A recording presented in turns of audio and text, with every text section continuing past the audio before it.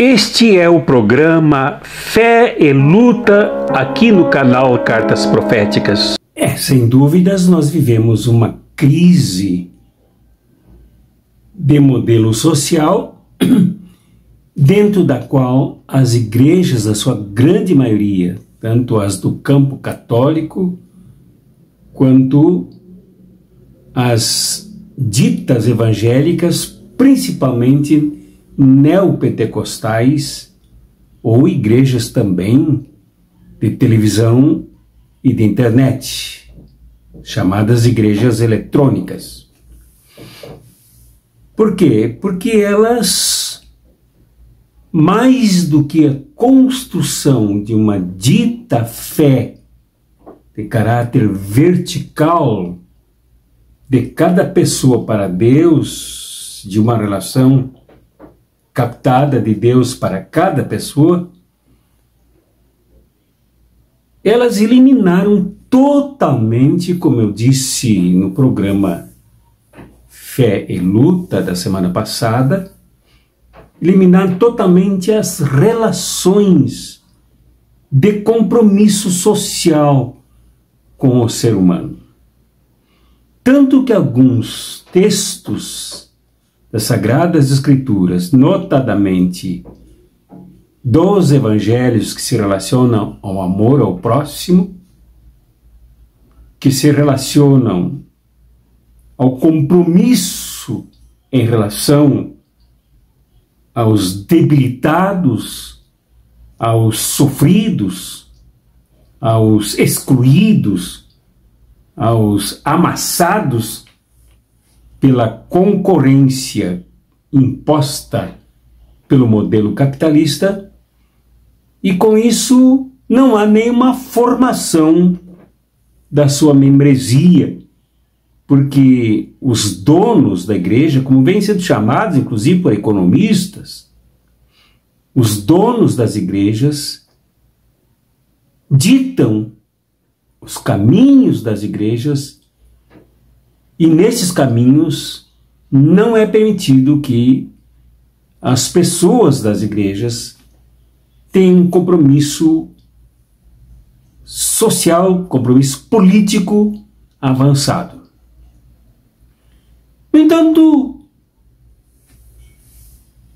o erro aqui se encontra desde uma análise, desde uma reflexão crítica nas igrejas, nos donos das igrejas, nas donas das igrejas. Igrejas virarem empresas com funções lucrativas, contábeis, sem nada a ver com as necessidades dramáticas da sociedade. No entanto, nós aqui afirmamos e reafirmamos que não há fé sem esse compromisso real e concreto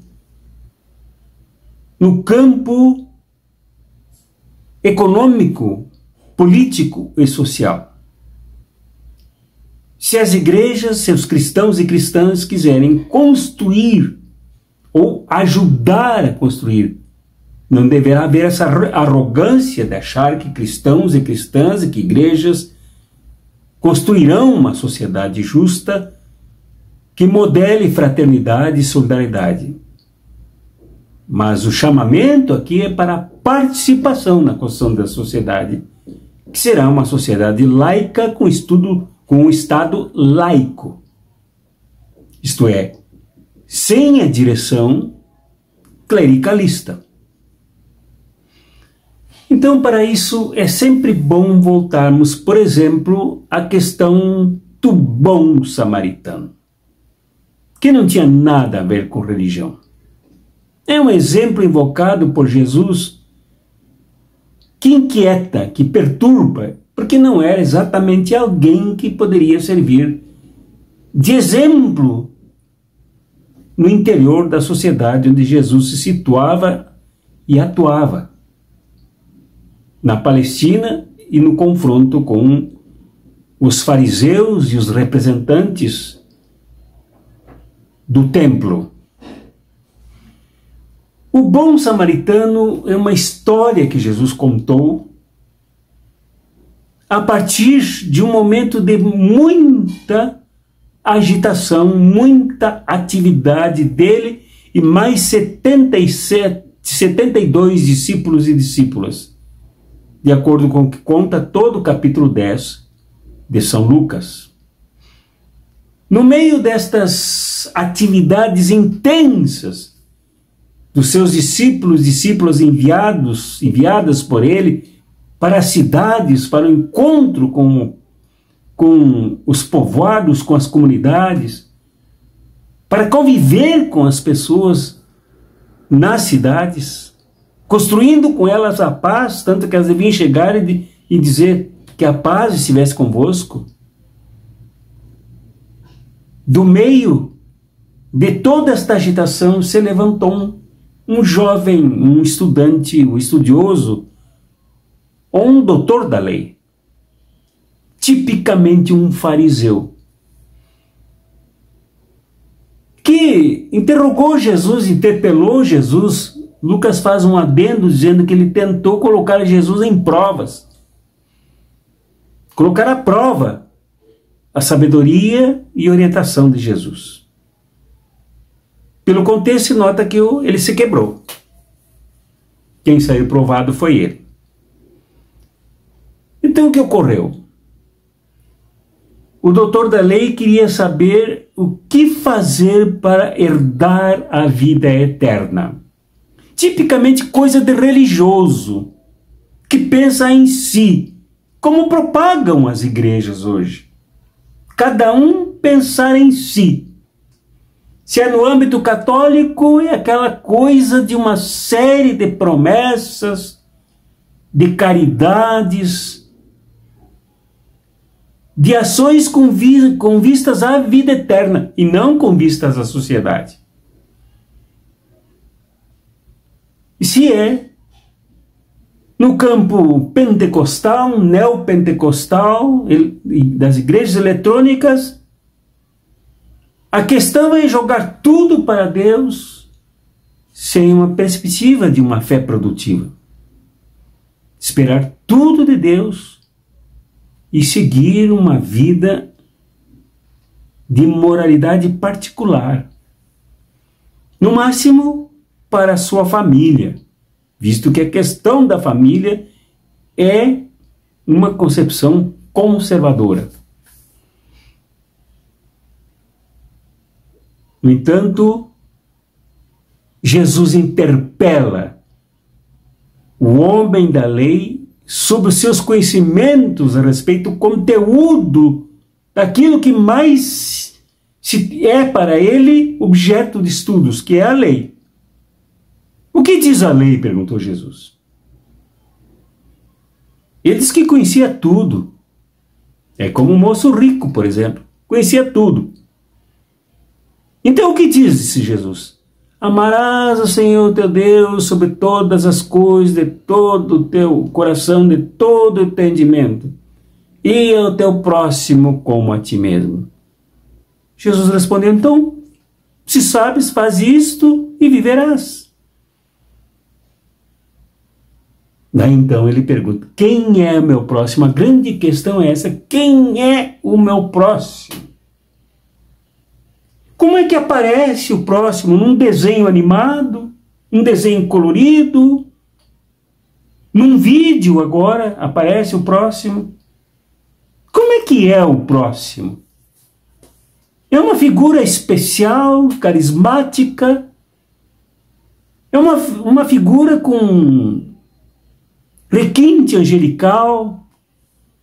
Quem é o próximo? Para ser igual a mim, igual ao homem da lei, teria que ser alguém muito superior, muito bom para ser próximo, para ser junto, ser igual, um parecido. Quando Jesus contou a história do samaritano, quebrado, lascado, batido, ferido, até quase a morte, quando jogado, saqueado em todos os seus bens, foi deixado à beira do caminho. E aí vem uma coisa interessante que choca. Deveria chocar quem não prega mais sobre isto. É que o sacerdote responsável pelo culto, responsável pelo sacrifício do povo diante dos pecados, o juízo divino, vê o homem caído, segundo a história, e passa. A religião passa.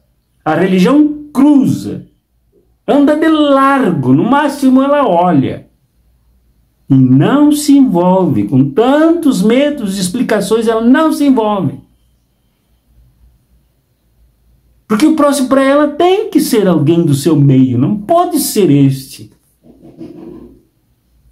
Quando vem também o levita, isto é, o responsável por cuidar do culto, seria, no ambiente católico, seria o diácono, o que prepara a liturgia para que o sacerdote atue. Desde a antiguidade era assim, que também segue a mesma trilha adotada pelo sacerdote. Passa de largo. Quer dizer, a religião modela todos os comportamentos diante do próximo, que surpreende porque não é um igual, não é um semelhante, é um lascado, é um ferido, claramente um ferido por assalto, por banditismo. Quando termina a história, Jesus acrescenta a surpresa. Um samaritano que não era religioso, não era sacerdote, não era levita, não era frequentador do templo em Jerusalém. Era de Samaria, desprezada, odiada, hostilizada, discriminada pelos da Judéia, pelos judeus. Justamente ele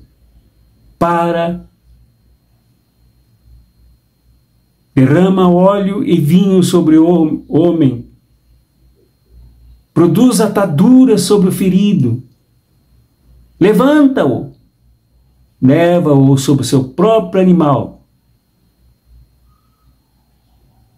entrega-o numa hospedaria, adianta-lhe algum dinheiro, adianta ao dono da hospedaria o dinheiro e diz: olha, cuida dele, quando eu retornar, acrescentarei mais ao que gastares com ele. Aí Jesus termina a história com a pergunta calamitosa, assustadora, surpreendente, ao se dirigir para o doutor da lei. Há certos doutores que são assim. Eles têm todas as explicações, menos sobre a vida, sobre a prática, sobre a tragédia do próximo. Jesus pergunta: quem te parece ter sido o próximo do homem caído? Ele disse: o samaritano que teve misericórdia dele. Jesus encerra a parábola dizendo: vai tu e faze o mesmo. Esta é a diretriz. Esta é a orientação que Jesus dá. Deu aos 72 e chocou o doutor da lei e nos choca hoje. Que o amor ao próximo, tão ausente nas relações capitalistas, nos negócios, nas transações visando lucro, onde não pode, é proibido qualquer coisa que se refira a amor ao próximo. Porque o que existe mesmo é amor ao lucro que o próximo produz, mas não ao próximo. No entanto, Jesus vai ao ser humano, à pessoa, ao caído, ao ferido, ao saqueado. E a sua atitude é agarrada à prática. Como na parábola, de levantar, pensar as feridas, cuidar das feridas, levantar e levar. E esta prática inclui também o profetismo, a ação profética que denuncia duas coisas. Uma, a violência brutal que atinge o ser humano e o depreda. Abusa dele, rouba-lhe, inclusive a vida, se for preciso.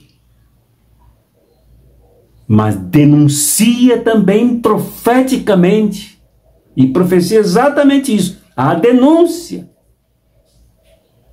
Denuncia a omissão, representada institucionalmente aqui pelo sacerdote, pelo levita e pelo próprio doutor da lei.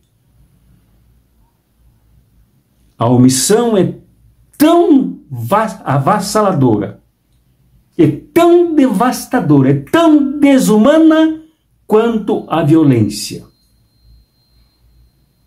A violência que depreda o ser humano, que degrada o ser humano, é de todo o sistema oculto, pois os agressores são anônimos, que só deixam os resultados em forma de caídos, feridos e quase mortos. Eles são ocultos, mas são os que produzem a violência. Eles são parte do sistema, eles são o sistema. Hoje, em nossos dias, se chama esse sistema de capitalismo, neoliberalismo, fascismo, que degradam o ser humano, destroem o ser humano. Cabe-nos, portanto, pessoas de fé, que resistamos, ergamos os que caem, solidarizemos-nos com os que caem, escandalizemos com as ações que precisamos tomar, mas também que denunciemos, que desvendemos, tiremos o pano de cima das caras ocultas dos abusadores, dos que mantêm esse sistema de morte. Só assim se pode falar em fé. Fora daí, só pode-se, no máximo, em falar sacerdote, levita e omissão, mas não em fé. Porque a fé aqui ensinada por Jesus e por São Lucas é também misericórdia. Leva também o nome de compaixão, prática e denunciante.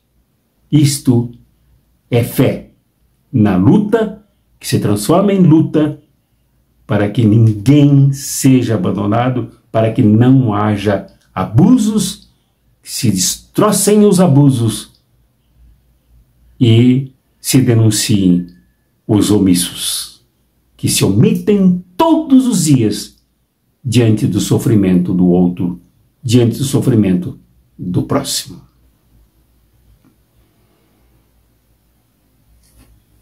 Abraços proféticos e revolucionários e até o nosso último encontro desta semana, na reflexão do Evangelho.